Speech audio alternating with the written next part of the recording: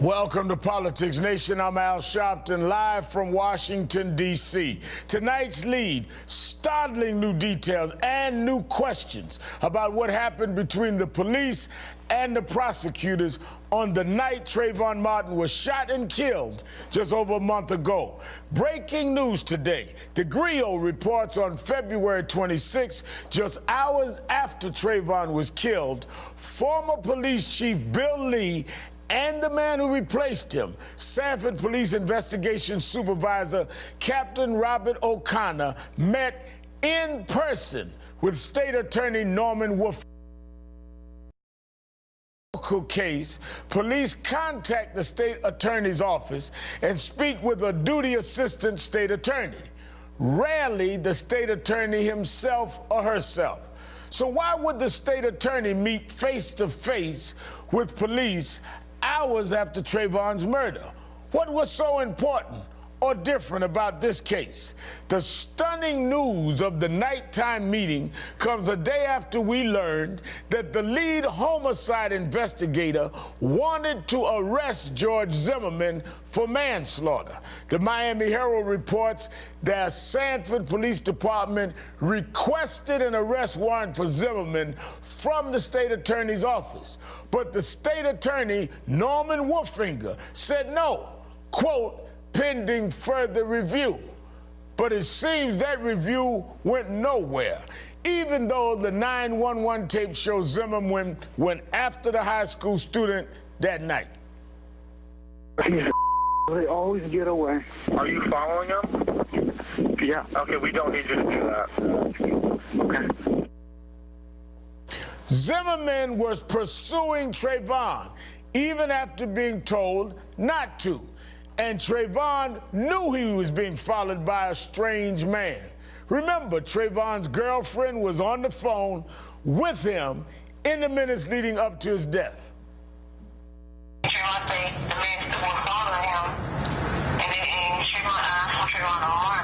The man was following him close, like walking fast, like that, like when Trayvon was that he was walking fast, that's when he started, like he didn't talk about him. We don't yet know the full story of why George Zimmerman was not arrested for pulling that trigger that night. Instead, news of this meeting between the prosecutor and the police chief just raises more questions about how this case was handled and why it was handled differently than normal procedures. Joining me now from Sanford, Florida, is Joy Ann Reed. She broke this story for the Griot today about that meeting. And across town here in Washington is Martin family attorney Benjamin Crump. Now, Joanne, let me start with you. You broke a big story today. What makes this investigation different than most others? Why would the head state prosecutor have to meet with police on this shooting? Well, Rev, I think what's important about this is that if what this source told me today is true, then we're seeing a much greater level of personal involvement by the former state attorney in charge of this case, Mr. Wolfinger, than we previously knew. What we did learn today is that indeed the police chief, the then police chief Bill Lee, was on the scene along with his chief investigator, Bob O'Connell, whose job it is to be on these scenes, frankly, because he is the chief of investigations. But if you had Chief Lee, his chief investigator, and the state attorney conferring in person on this case and then making the determination on the night of the shooting that there was not enough information, not enough evidence to arrest George Zimmerman, then that raises a question as to why Wolfinger would then not immediately recuse himself once the police department cycled this up to the state attorney's office. He is the state attorney for this county and the adjacent county. We also confirmed today, NBC News confirmed, that there was what's called a capias request that was sent to Wolfinger's office, which means that the police department made a formal sort of on-paper request to issue an arrest warrant in the case. Wolfinger never got that far because, of course, his investigation was cut short when he recused himself. He actually recused himself the same day that Bill Lee stepped aside, citing that he didn't want to have even the appearance of conflict of interest. That was never explained at the time. So if this information turns out to be true, and of course Wolfinger's not talking, the state attorney's office is not talking, they're just issuing us a no-comment statement, but if true, that would explain why he would recuse himself. Now, So you're saying that the Sanford police did request a warrant that was never executed, and that your source is telling you there was, in fact, a meeting that night. Well, how would they have known that night what the evidence was when it had just happened that night?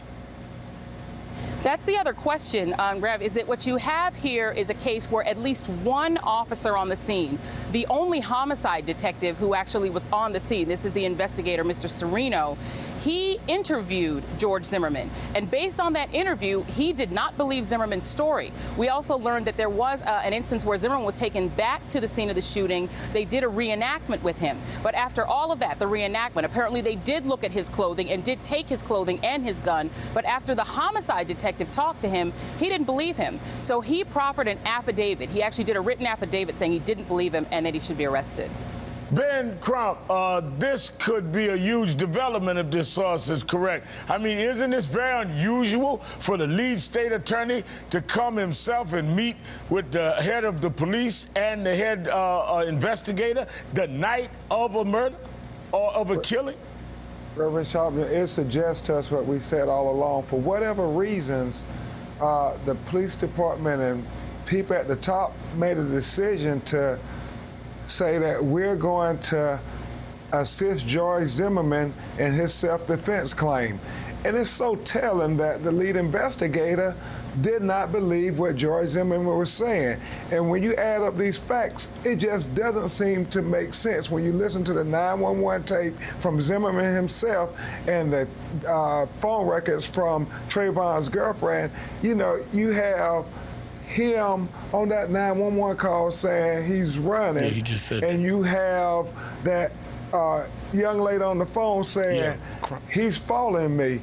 And, you know, it's one of those things that makes sense that Zimmerman pursued and stalked Trayvon, and he was the aggressor. Now, why the state attorney would say this is not enough makes absolutely no sense. Now, Ben, of Trayvon said on a taping on this show that something didn't add up. Let me show it to you. I just feel that it was a cover-up from the beginning. Honestly, I feel that they're hiding something. What is it they're hiding? I don't know. Why they're protecting him so much, I have no idea. All I know is my kid is dead. He's not coming back. Now, what becomes people feeling a father just talking? Now you see, with this information coming out, sources from the police department, that there seems to be some real questions here. Now, let me ask you this, something that doesn't make sense to me. We're told that the Zimmerman side of the story was that he was beaten, his head was being crashed by Trayvon, and that his nose was broken. Wouldn't you think if the state prosecutor was there that night that they would have made him go to the hospital to document that he had a broken nose and these bruises? Isn't it strange that if the prosecutor was there, the police chief was there, chief investigator was there, that they didn't make this young man go to the hospital and document his wounds or document his injuries? And also, if he had those amount of injuries, how clear-headed was he to give a statement that would convince them that it was all self-defense and that he, in fact, had done no wrong? I mean, a lot of this just does not add up to me. And you're right, Reverend Sharpton, it doesn't add up. And it's one of those things that you would think if he was as injured as they claimed in the second police report, because you remember in the first police report, they didn't put any of that in there. And there were no injuries mentioned in the first police report, am I correct? None whatsoever, Reverend Sharpton. And everybody in all the law enforcement started becoming part of the national dialogue, said if a person killed an unarmed person and they claim self-defense, if I was the police, I would want to document all the evidence that either supported his claim for self-defense or disputed his claim for self-defense. And that's real important because we want to hold it up to the world, say we're good police and we did our job. Furthermore, when you look at that report, they said they didn't identify Trayvon's body until the next morning with his father. But that report, that first report, shows it's been altered because you see at 3:07 a.m., they say they finished that report on February 27th. And on that report, it has Trayvon's name, his address, and his phone number. So they had to change that report. And maybe that was part of what was going on with the meetings of all these high-up people, how we're going to get the story right. But I have to say this, Reverend Sharpton, before we go on. That's an excellent shot where you had Mr. Tracy Martin, his father, talking in the community where it happened, that those townhouses, and you see that grass and that sidewalk. That is a long way from the street. And remember, even though he said that he attacked them at the car. And so it just doesn't add up. You hit it right on the net. It doesn't add up to anybody. Well, I'll tell you something else that doesn't add up to me, Mr. Crump and Joanne, is that if you just shot somebody that died, no matter what the circumstance, I would think you'd be traumatized. I would think you'd be rattled, especially if you were beaten and bruised, as he claims. To say that he gave such a clear description that night. I know police that were involved in justified shootings that needed a couple of days to talk. This man was so clear that night, he could convince a state prosecutor and police of that he did no wrong and it was self-defense. That's a whole lot to ask for somebody given the circumstances they claim he had faced. To say initially, too, the first officer on the scene who didn't interrogate, but spoke to George Zimmerman was a narcotics officer. So the first person who really was a qualified homicide detective to talk to him was Sereno. And that was done. He was put in the back of a patrol.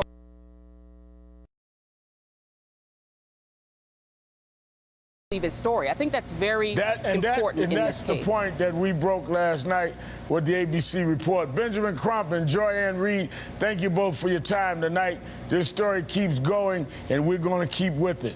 Ahead, Trayvon Martin was shot dead in the middle of a neighborhood, and there were witnesses, including a 13-year-old boy. Okay. Did you know the person that was shot, or did you see the person who had the gun? No, I just heard a loud gunshot sound, and then the screaming stopped. We'll talk exclusively with that 13-year-old boy's mom in a live report and live interview next. Plus, who is the state attorney, Norm Wolfinger, and why didn't he press charges?